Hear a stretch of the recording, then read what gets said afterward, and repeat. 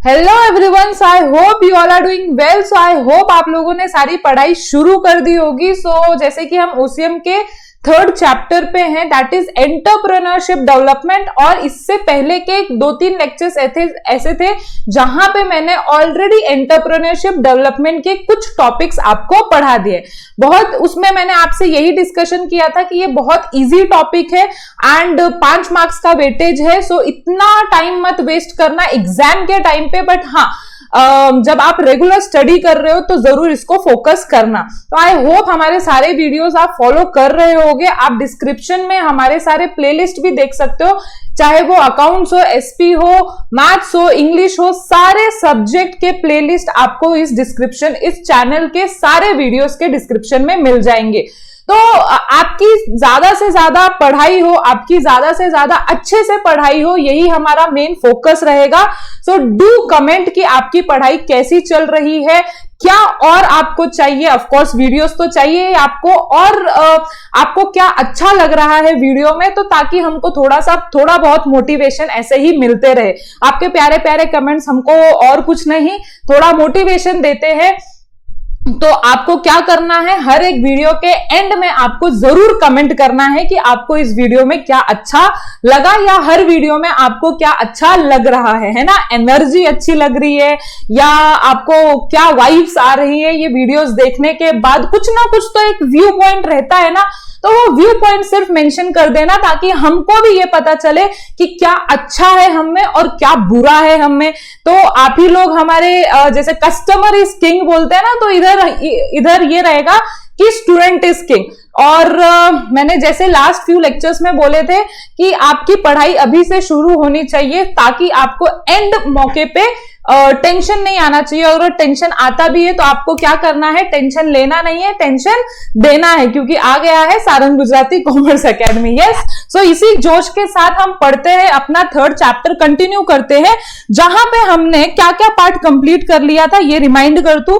Introduction part हो गया था हमारा, हिस्ट्री पार्ट हो गया था, definition, characteristic, qualities and function of entrepreneur, ये लास्ट 3 लेक्चर में मैंने अपलोड कर दिया। एक टॉपिक जो मैंने आपको बोला था, ये टॉपिक खत्म होने के बाद मैं कंसेप्ट ऑफ एंटरप्रेन्योर पे आऊंगी, क्योंकि एक बार वो चीज समझ ली तो कंसेप्ट समझना बहुत इजी है। और कंसेप्ट में ऐसा कुछ नहीं दिया हुआ था जो आगे की बातें बिना पढ़े कंसेप्ट को नहीं समझी जा सकती थी, इसलिए मैंने उसको for a time being skip किया।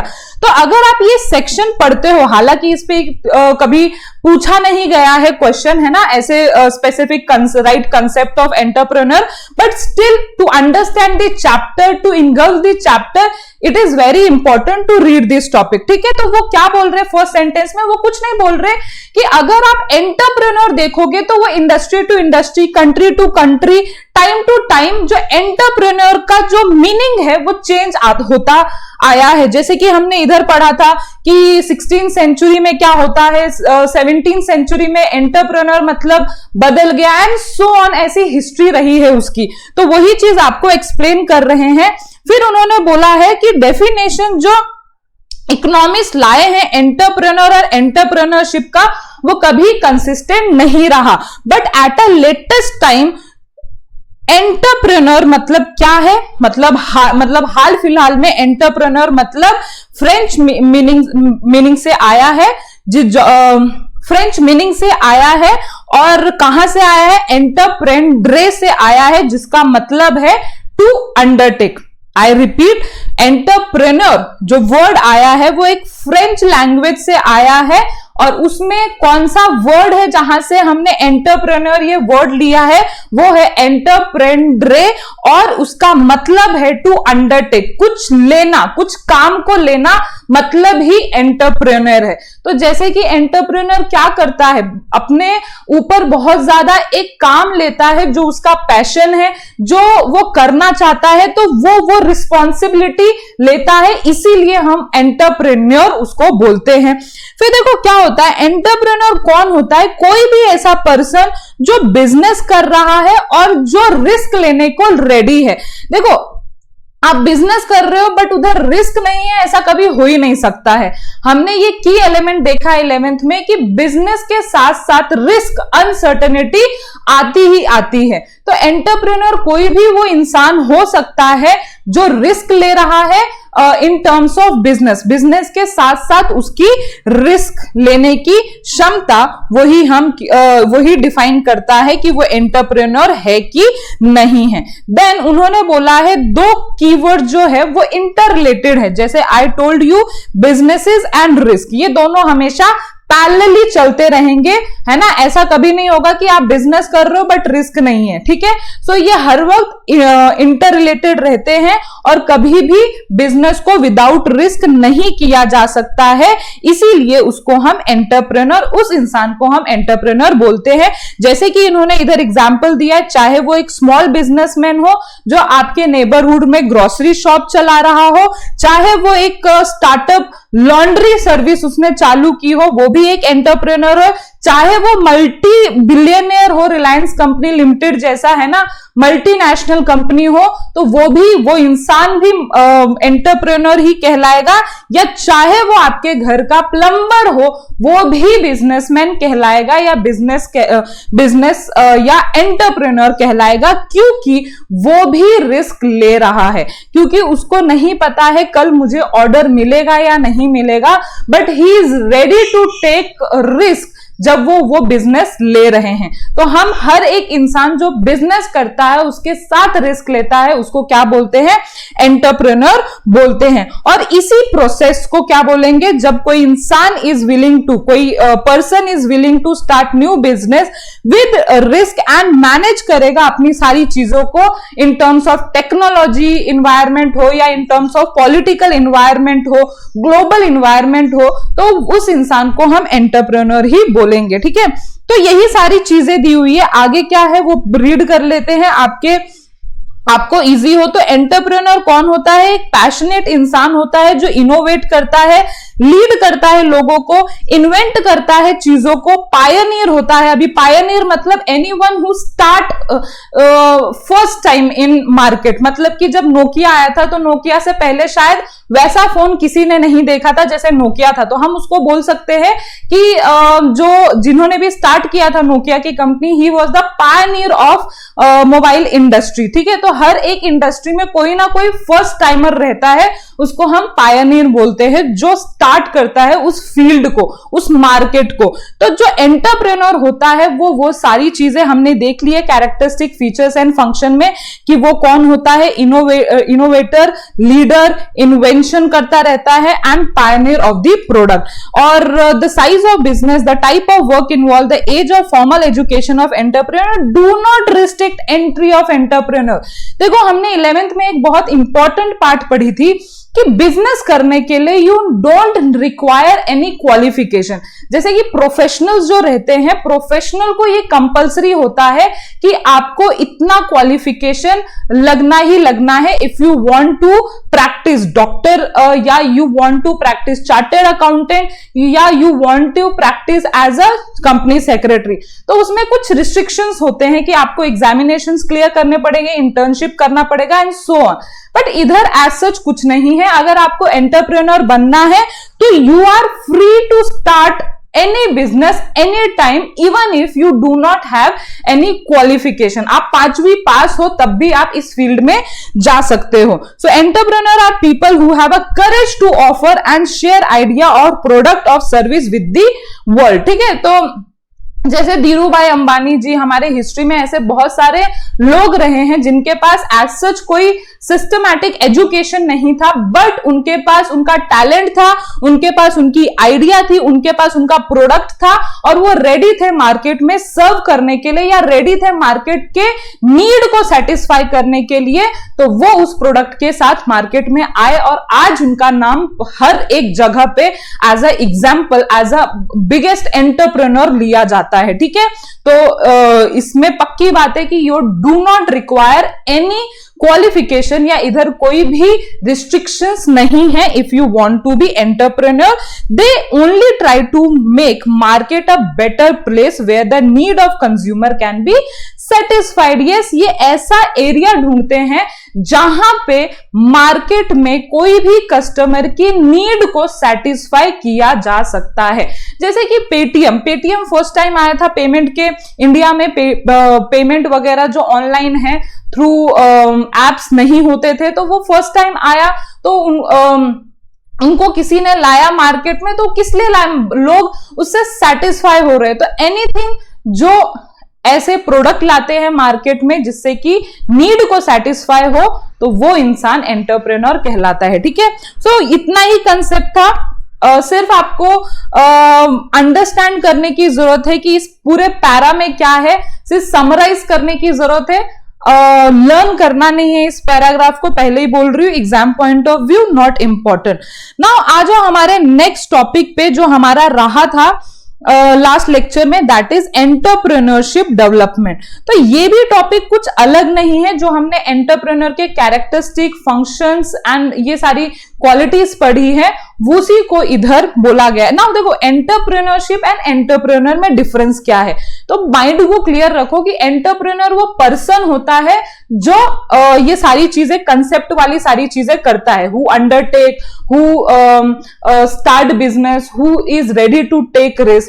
और एंटरप्रेन्योरशिप किसको बोलेंगे, तो उस प्रोसेस को बोलेंगे जिसके थ्रू ये एंटरप्रेन्योर को जाना पड़ रहा है, मतलब उसको सारा रिस्पॉन्सिबिलिटी लेना पड़ रहा है, उसको इन्वेंशन करना पड़ रहा है, नई नई चीजें करना पड़ रहा है, उसको 24/7 काम करना पड़ रहा है।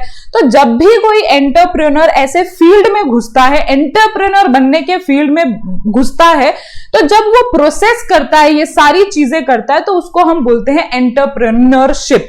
और बात ऐसी है कि हमको ये टॉपिक क्यों पढ़ने की जरूरत है, क्योंकि ऐसा होता है कि आजकल आप में वो कैपेबिलिटी होनी चाहिए, आप में वो क्षमता होनी चाहिए रिस्पॉन्सिबिलिटी लेने की, या टेक्निकल नॉलेज होना चाहिए, या आपके पास कुछ स्ट्रॉन्ग आइडियाज होनी चाहिए। तो वो कैसे लाया जा सकता है, तो इस टॉपिक के आगे हम पढ़ने वाले हैं। अभी तो हम ये पढ़ने वाले हैं कि what are the characteristic of entrepreneurship, which is almost same जो हमने ऊपर कैरेक्टरिस्टिक फंक्शंस पढ़े हैं, विच इज ऑलमोस्ट सेम।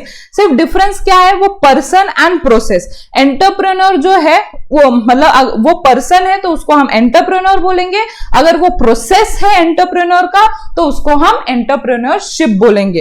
तो देखो उन्होंने एंटरप्रेन्योरशिप मीनिंग को कैसे एक्सप्लेन किया है, तो नथिंग, ये क्या है, एक पर्पसफुल एक्टिविटी है, जानबूझ के किया हुआ एक एक्टिविटी है। या तो आप इंडिविजुअली कर सकते हो, या तो आप ग्रुप में कर सकते हो, या आप पार्टनरशिप में कर सकते हो, ये आपका चॉइस है। तो ये एक पर्पसफुल एक्टिविटी है वेयर इंडिविजुअल और a group of associated individual undertake to initiate, कुछ करने की चाह है उनमें, या उनमें प्रॉफिट कमाने की चाह है, जहां पे वो प्रोडक्शन या डिस्ट्रीब्यूशन के थ्रू, गुड्स एंड सर्विसेज के डिस्ट्रीब्यूशन या प्रोडक्शन के थ्रू ये सारी चीजें करने वाले। तो क्या पढ़ा हमने अभी अभी कि एंटरप्रेन्योरशिप का मीनिंग क्या होता है, वो ऐसी पर्पसफुल एक्टिविटी है, जानबूझ के की एक्टिविटी है, जहां पे एक इंडिविजुअल या ग्रुप ऑफ इंडिविजुअल एसोसिएट करते हैं और रेडी रहते हैं प्रॉफिट कमाने के लिए, या तो प्रोडक्शन के थ्रू या तो distribution of goods and service के थ्रू। ओके, नाउ कैरेक्टरिस्टिक क्या है एंटरप्रेन्योरशिप का, तो सबसे पहले हम देख लेते हैं एंटरप्रेन्योरशिप है क्या। तो उन्होंने देखो, हाईलाइट करो प्लीज और अंडरस्टैंड करो, process of setting a new business organisation. Entrepreneurship क्या है, एक प्रोसेस है जहां पे नया बिजनेस सेटअप होता है, और वो करता कौन है, तो एंटरप्रेन्योर करता है as a fourth factor of production.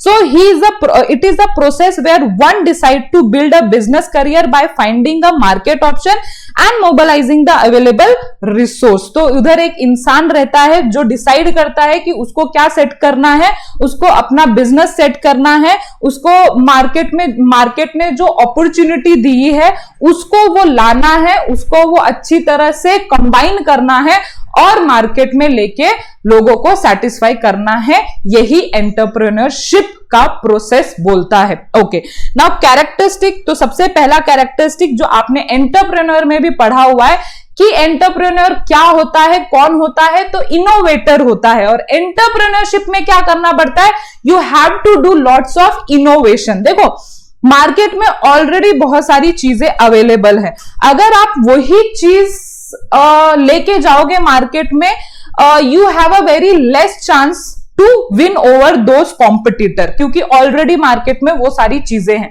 But entrepreneur थोड़ा अलग सोचता है कि मार्केट में हम क्या ऐसी चीज लेके आ सकते हैं, क्या ऐसे न्यू कॉम्बिनेशन कर सकते हैं सारे फैक्टर ऑफ प्रोडक्शन का कि एक नया प्रोडक्ट आए और उस नए प्रोडक्ट को देख के लोग उसको खरीदना चाहे और अपनी नीड को सेटिस्फाई करना चाहे। तो you have to work very innovatively, या आपको एक बहुत ही अलग आइडिया से, अलग कंसेप्ट से ये सारी चीजें सोचनी पड़ती है, तभी आप एंटरप्रेन्योरशिप कर रहे हो ऐसा माना जाता है। तो देखो उधर क्या लिखा हुआ है कि entrepreneurship is a innovation. If you are doing this process, you have to do the process of innovation also. The introduction of new combine of various factor of production is a innovation. You know the factor of production क्या क्या होते हैं, land, labor, capital and last one is entrepreneur. तो ये चारों factor of production को ऐसे combine किया जाता है कि आपको न्यू प्रोडक्ट लाना पड़ता है मार्केट में, new production, new technology, discover new supply of raw material and open a new market for a specific product. In view of changing taste of customer from time to time, entrepreneurship focus on research and development to produce goods to satisfy the consumer. देखो अगर आप market में पहली बार आ रहे हो तो आपका जो प्रोडक्ट होना चाहिए मार्केट में वो पहले ही नहीं होना चाहिए, अगर है भी तो समथिंग डिफरेंट फीचर्स के साथ होना चाहिए, जैसे आजकल मोबाइल्स आ रहे हैं। एंड अगर आप ऑलरेडी स्टैब्लिश बिजनेसमैन हो तो आपका जो प्रोडक्ट है वो सालों सालों तक तो नहीं चलेगा। जैसे हम एग्जांपल ले सकते हैं, पहले के जमाने में ब्लैक एंड व्हाइट टीवी आते थे, तो ब्लैक एंड व्हाइट टीवी का खरीदने का क्रेज उस जमाने में अलग ही था। मतलब अगर आप देखते हो है ना, तो हमारे मम्मी पापा, हमारे दादा दादी, पर दादा दादी के जमाने में वो ब्लैक एंड व्हाइट टीवी भी मिल जाता था तो वाह होता था। बट टाइम टू टाइम जब कंज्यूमर के टेस्ट प्रेफरेंस चेंज होते रहे, टेक्नोलॉजी आती गई, तो उस बिजनेसमैन को ही जो पहले ब्लैक एंड व्हाइट टीवी में डील करता था, now they have to go for a colourful TV, flat screen, LCD, क्या क्या नहीं है आजकल, है ना। तो they have to go for, क्योंकि मार्केट में वो नीड चेंज हो रही है। ओके, तो they have to do innovation in colour TV. Okay, now second one is economic activity. देखो एंटरप्रेन्योरशिप इकोनॉमिक एक्टिविटी है। क्यों इकोनॉमिक एक्टिविटी है? हमने 11th में कुछ पढ़ा था कि इकोनॉमिक एक्टिविटी क्या होती है। ध्यान दो, इकोनॉमिक एक्टिविटी क्या होती है। देखो ह्यूमन एक्टिविटी होती है, याद करो ह्यूमन एक्टिविटी, उसमें दो, non economic activity and economic activity. Non economic activity वो सारी चीजें जहां पे सिर्फ आप अपने साइकोलॉजिकल सेटिस्फैक्शन, अपने मजे के लिए, अपने टाइम पास के लिए चीजें करते हो। मतलब में वहां पे आपको कुछ क्या नहीं आ रहा है, कुछ वापस नहीं मिल रहा है। मतलब इन टर्म्स ऑफ मनी आपको कोई उधर अर्निंग्स नहीं देगा, इन टर्म्स ऑफ इनकम आपको कुछ आएगा नहीं। बट इकोनॉमिक एक्टिविटी वो सारी एक्टिविटी होती है जहां पे आपको रिटर्न में इनकम मिलने वाला है, फीस मिलने वाला है, सैलरी मिलने वाला है। दैट इज, अगर आप बिजनेस कर रहे हो तो प्रॉफिट मिलेगा, इनकम मिलेगा। अगर आप प्रोफेशन कर रहे हो तो आपको फीस मिलेगा। अगर आप जॉब कर रहे हो, एम्प्लॉयमेंट कर रहे हो, तो you will bring back salary या वेजेस टू योर होम। तो ये सारे किस में आते हैं? इकोनॉमिक एक्टिविटी में आते हैं। तो एंटरप्रेन्योरशिप को भी इकोनॉमिक एक्टिविटी क्यों बोला हुआ है कि जब भी आप इकोनॉमिक एक्टिविटी करते हो तो you have a fix mind कि इससे मुझे ज्यादा से ज्यादा प्रॉफिट जनरेट करना है, ठीक है, क्योंकि अल्टीमेट गोल तो होता ही है। मतलब यू आर थिंकिंग, आप कोई ये समाज सेवा नहीं कर रहे हो एंटरप्रेन्योरशिप करके, है ना, सोशल वेलफेयर की चीजें नहीं कर रहे हो आप। ये सारी जो पर्पसफुल एक्टिविटी कर रहे थे, मैंने पहले ही बताया था, आप ये जो सारी पर्पसफुल एक्टिविटी कर रहे हो, ये किस लिए कर रहे हो?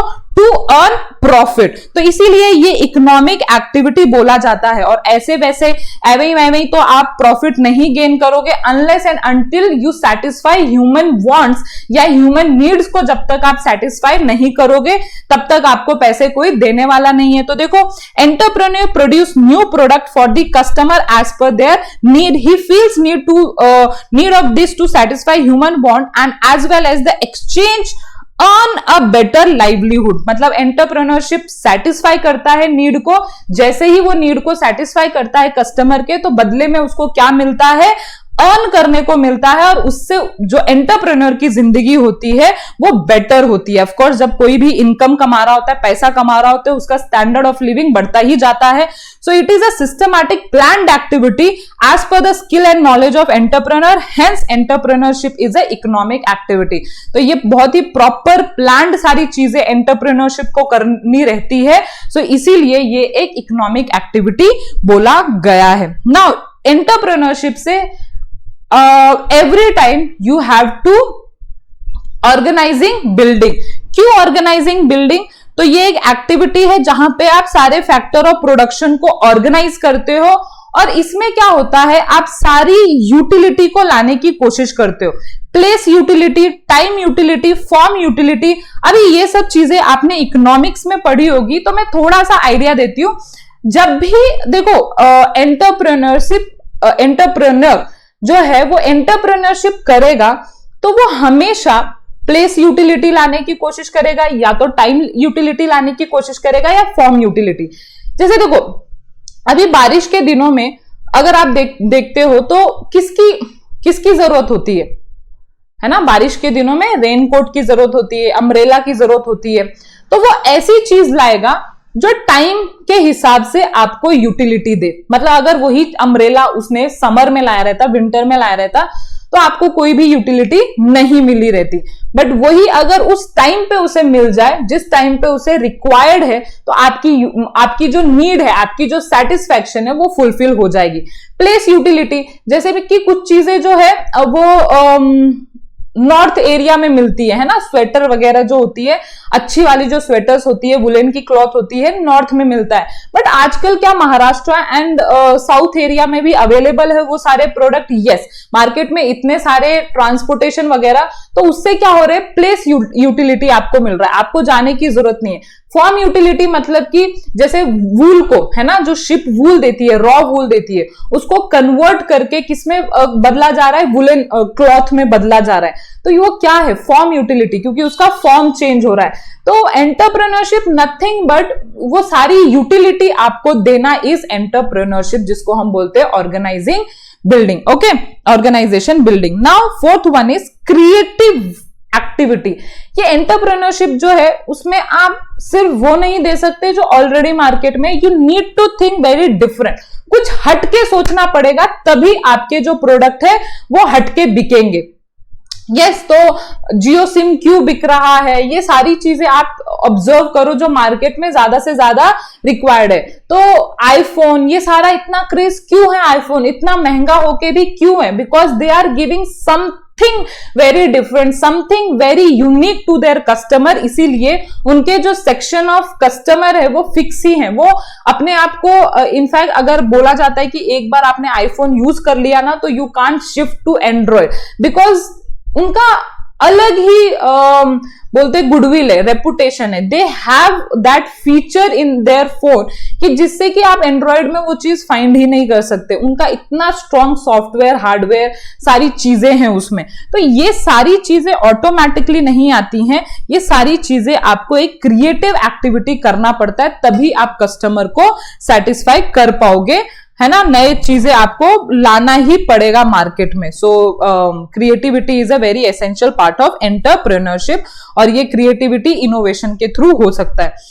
Now fifth one is managerial skill and leadership. जब आप एंटरप्रेन्योरशिप करते हो तो देखो, अकेले आप कुछ नहीं कर सकते। हाँ, अकेले आपको सब ज्यादा से ज्यादा आइडियाज आ जाएगा, है ना, अच्छे अच्छे प्रोडक्ट बनाने के बहुत अच्छे अच्छे आइडियाज आ सकते हैं। लेकिन बाद में आपको लोगों को हायर ही करना पड़ेगा, बाद में लोगों को आपको लीड ही करना पड़ेगा टू द स्पेसिफिक डायरेक्शन। तो आपको लोगों को हायर करना पड़ेगा, या पार्टनरशिप में लेना पड़ेगा, या कंपनी फॉर्म करनी ही पड़ेगी। तो आपके पास मैनेजेरियल स्किल्स होना चाहिए कि एंड लीडरशिप क्वालिटी होनी चाहिए कि आप उनको प्रॉपरली गाइड कर पाओ, आप उनके साथ प्रॉपरली डिस्कस कर पाओ, और ज्यादा से ज्यादा कमा पाओ, ठीक है। So a person who want to be successful entrepreneur should have a passion of doing something new then just earning profit.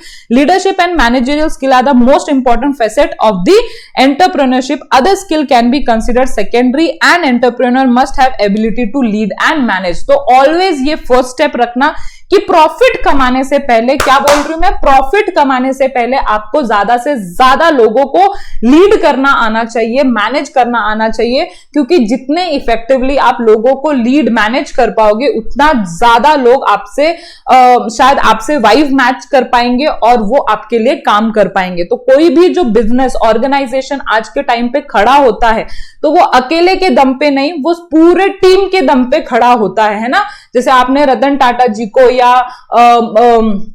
Reliance industries को, ये सारे जो मैं example, Adani group of industries को अगर आप देख रहे हो तो ये अकेले काम नहीं कर रहे, वो एक टीम की तरह, वो एक बहुत ही स्ट्रॉन्ग एम्प्लॉय बेस के थ्रू वो इतना काम कर रहे हैं।